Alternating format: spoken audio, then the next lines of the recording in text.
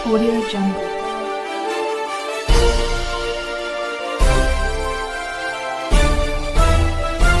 Audio Jungle.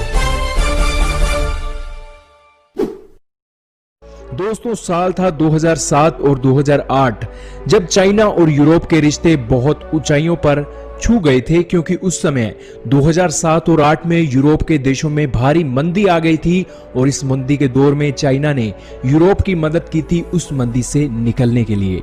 लेकिन दोस्तों, उसके बाद साल अब बदलते हैं और साल आता है 2019, जब चाइना की महामारी यूरोप में सबसे ज्यादा कहर ढाती है और 1 लाख से भी ज्यादा मौतें अकेले 27 देशों के ग्रुप यूरोप में हो जाती हैं और इन सभी मौतों का जिम्मेदार चाइना ही है।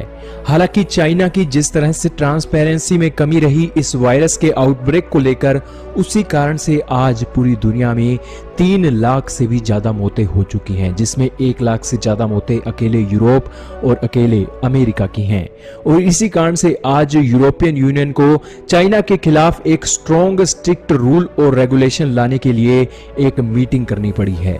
दोस्तों, इस मीटिंग में जर्मन डिप्लोमेट ने अपनी बात रखते हुए कहा कि जिस तरह हमारे देश में एक कहावत है कि अगर हम किसी एक पड़ोसी को अपने घर इनविटेशन के लिए बुलाते हैं और वो हमें अपने घर इनविटेशन के लिए नहीं बुलाता, तो हमें भी उसके साथ अपने सभी रिश्ते तोड़ने पड़ते हैं और उसे हम दोबारा अपने घर में एंट्री नहीं देते।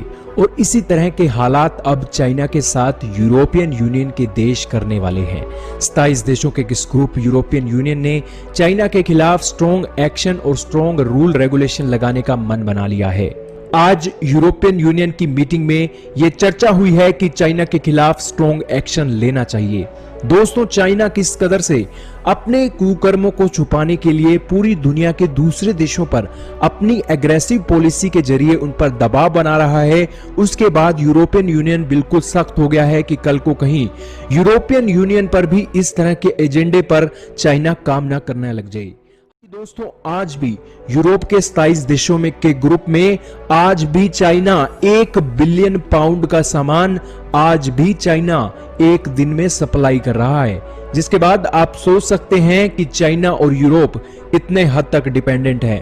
और इसी के चलते दोस्तों, चाइना पूरी दुनिया में, अकेले यूरोप में नहीं, पूरी दुनिया पर अपनी एक ट्रेड पॉलिसी के जरिए अपनी दादागिरी करता है। लेकिन दोस्तों, अब वक्त बदलाव का है।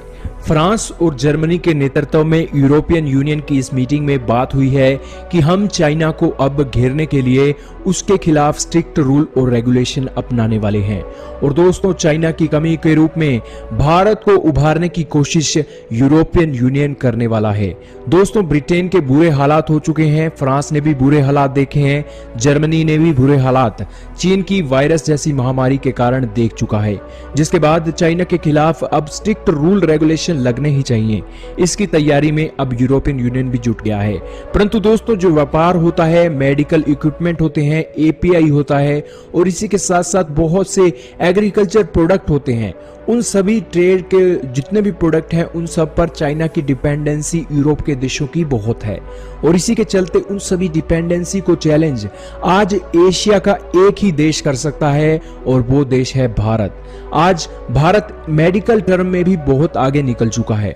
हालांकि भारत आज एपीआई में करीब 30 से 35% की हिस्सेदारी रखता है और अगर पूरी दुनिया में कहीं भी कोरोना वायरस की दवा बनती है तो भारत के पास उन देशों को आना होगा जो इस दवा को बनाएंगे, ताकि ये दवा दुनिया के सभी देशों को उपलब्ध करवाई जा सके, जिस कारण से आप भारत की इंपॉर्टेंस समझ सकते हैं। हालांकि दोस्तों, इसी के साथ फार्मास्यूटिकल इंडस्ट्रीज के साथ साथ ट्रेड और एग्रीकल्चर से जुड़े हुए हर व्यापार में भी भारत की स्थिति को मजबूत बनाने की ओर यूरोपियन यूनियन कदम उठा रहा है।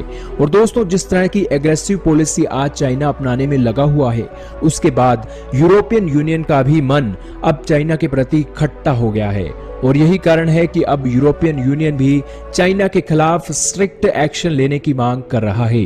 वहीं दोस्तों अब देखना होगा कि आखिरकार चाइना कितने दिनों का मेहमान है और कितने दिन अपनी एग्रेसिव पॉलिसी से कभी ताइवान तो कभी हांगकांग तो कभी ऑस्ट्रेलिया तो कभी भारत को कितने दिनों तक घेरता है। लेकिन दोस्तों जब गीदड़ की मौत आती है तभी वो ज्यादा उछलता है और ऐसा ही कुछ चाइना का भी हो रहा है, क्योंकि चाइना की मौत आने वाली है, इसलिए वो पूरी दुनिया के देशों से अब पंगा लेने के लिए अपनी एग्रेसिव पॉलिसी अपना रहा है। दोस्तों बहुत जल्द चाइना का अंत होगा और पूरी दुनिया में भारत की सुपर पावर का